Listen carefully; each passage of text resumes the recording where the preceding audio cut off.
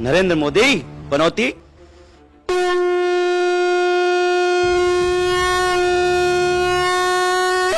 मैं संकेत दे रहा हूं शंखनाद के साथ। नरेंद्र मोदी नाम का ये जो हमारे देश में कलंक प्रधानमंत्री आया है कि जहां ये जाता है वहां सड़ाम फैला देता है, दिमाग खराब कर देता है। जितने लोगों ने भी देखा होगा, इसके पहुंचने से ना तो खिलाड़ियों को प्रसन्नता हुई होगी और ना ही जो दर्शक थे सबका ध्यान भंग किया इसने वहां जाके। एक अभागा जबरदस्ती का जो पूंजीपतियों के द्वारा स्थापित किया गया, एक तरह से अब क्या कहना चाहिए, देश के साथ दलाली करने वाला व्यक्ति है ये। जितने ये लुटेरे, रेपिस्ट, मर्डरर्स, अपराधी, ये झूठ बोलने वाले, जुमलेबाज, ये पनौती वगैरह, इन सबको खदेड़ के पता नहीं बंगाल की खाड़ी में फेंक देंगे। मांस व्यापार करने वाला प्रधानमंत्री, शराब बेचने वाला प्रधानमंत्री, झूठ कपट करने वाला, किसानों को दुख देने वाला, सैनिकों को दुख देने वाला, उन्हें क्या फर्क पड़ता है? तो रावण की बिरादरी के अट्टहास करने वाले राक्षस हैं, राक्षस। और जैसे ध्यान भंग होता है ना किसी भी खिलाड़ी का, किसी का, तो स्वाभाविक एक लक्ष्य उसको प्राप्त नहीं होगा। इसको वहां जाना ही नहीं चाहिए था, जाना ही नहीं चाहिए था। नमस्कार, मेरा नाम देव है। इसमें आप देख रहे हैं लोकतंत्र टीवी। राहुल गांधी ने अपने चुनावी भाषण के दौरान नरेंद्र मोदी पर निशाना साधते हुए कहा कि पीएम मोदी यानी कि पनौती है। पी से पनौती और एम से मोदी यानी कि पनौती मोदी जैसे शब्दों का जिक्र किया। आपको मालूम है कि इंडिया वर्ल्ड कप हारने के बाद मोदी को ट्रोल किया जा रहा है। लगभग लाखों की संख्या में ट्विटर पे यानी कि एक्स पे लगातार जो है वो ट्वीट किया जा रहा है। इस वक्त हमारे साथ मौजूद हैं संत दयानंद जी, हमारे साथ मौजूद हैं। स्वामी दयानंद जी, कैसे देख रहे हैं? राहुल गांधी ने कहा है प्रधानमंत्री को पीएम मतलब पनौती मोदी। अच्छा बच्चा, आप वही हो जो उस दिन आपने हमारा इंटरव्यू लिया था। मेरा नाम परिव्राजक स्वामी दयाशंकर दास है। मैं संकेत दे रहा हूं शंखनाद के साथ। संकेत ये दे रहा हूं कि जब जब होए धर्म की हानि, बाढ़हि असुर अधम अभिमानी। नरेंद्र मोदी नाम का ये जो हमारे देश में कलंक प्रधानमंत्री आया है, बहुत प्रधानमंत्री अच्छे आए, लाल बहादुर शास्त्री जैसे प्रधानमंत्री अच्छे आए देश में।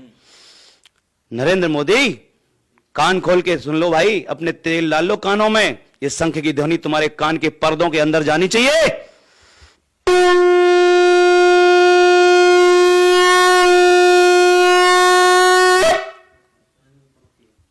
पनौती छोड़ो, ब्यामो छोड़ो दिल्ली का, तुम जाओ वहां अपने पापों का प्रायश्चित करो यहां। और हम व्यक्ति निंदक नीरे राखिए, आंगन कुटी छवाए, बिन पानी बिन साबुना निर्मल करें शुभाए। संतों का उद्देश्य होता है कि जो भूले भटके अज्ञानी प्राणी भटक रहे हैं उनको सही दिशा देना। तो अभी जिस देश के प्रधानमंत्री का आपने नाम लिया, वो प्रधानमंत्री अभी अपने इस ये जो खेल में पराजय हुई है, कारण है कि वर्ल्ड कप में पराजय का, क्योंकि जिस देश का मुखिया, उसको यही पता ना हो कि हमारे जो खिलाड़ी हैं उनको निरंतर ऊर्जित करने का जो विज्ञान है वो क्या है। और इस प्रधानमंत्री के अभागी होने का ये जो निरंतर एक तरह से रेशियो बढ़ता जा रहा है, उसका कारण है कि इस व्यक्ति के अहंकार के कारण ये किसी की बात नहीं सुनता, न संतों की सुनता, न दीन दुखी प्राणियों की सुनता, और ना इसको राष्ट्र की किसी चीज की परवाह है। ये पता नहीं किस ताकत के द्वारा हैंडल हो रहा है। दुनिया की जो मायावी ताकतें हैं, दुनिया की जो आसुरी शक्तियां हैं। कई बार कह चुका है संसद भवन में, हमने सुना है कि हम वर्ल्ड ऑर्डर को बढ़ा रहे हैं, कर रहे हैं। जो वर्ल्ड ऑर्डर है ना, तो क्या है वर्ल्ड ऑर्डर? ये शोषण का जो व्यूह बना हुआ है दुनिया के अंदर, जिसके द्वारा भारत को ठगा जा रहा है, शोषण किया जा रहा है, जिसके द्वारा बहुत सारी बीमारियां, बुराइयां परोसी जा रही हैं। क्या इस देश के इस चौकीदार की, जिसे जो स्वयं अपने मुख से कहता है कि मैं चौकीदार हूं इस देश का, क्या जिम्मेदारी नहीं बनती? तो पनौती है क्या प्रधानमंत्री मोदी? अरे भाई, अदूरदर्शी, एक अभागा जबरदस्ती का जो पूंजीपतियों के द्वारा स्थापित किया गया, एक तरह से अब क्या कहना चाहिए, देश के साथ दलाली करने वाला व्यक्ति है ये। इन सब का बैकग्राउंड बहुत पापमय है, बहुत ही अदूरदर्शी और अज्ञानमय है।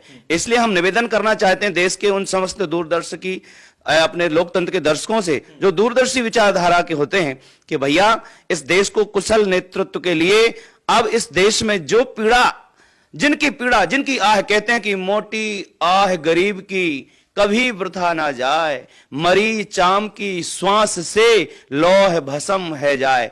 इसलिए चाहे वो कांग्रेस को अभिशाप मिला हो समाज का, चाहे मोदी को अभिशाप मिला हो, इसके बुरे दिन आ गए हैं प्रधानमंत्री के। अब, बहुत बुरे, बिल्कुल आ गए हैं बुरे दिन। क्यों? क्योंकि जहां देश का स्वाभिमान बढ़ना चाहिए, ये जहां देखो वहां अपने इसमें इतना ईगो है कि अपने अहंकार के कारण तो रावण का सत्यानाश हो गया। और इसके कारण चूंकि हम सब देशवासियों ने बड़े प्रचंड बहुमत के साथ इस आशा से, इसने बड़ी जुमलेबाजी करके, झूठ बोल बोल करके क्या क्या सपने दिखाए थे, कहीं खरा नहीं उतरा। पनौती है क्या? पनौती माने एक अभागा व्यक्ति, एक पाखंडी व्यक्ति।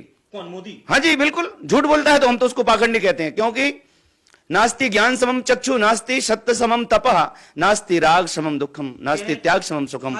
झूठ के बराबर कोई पाप नहीं होता है।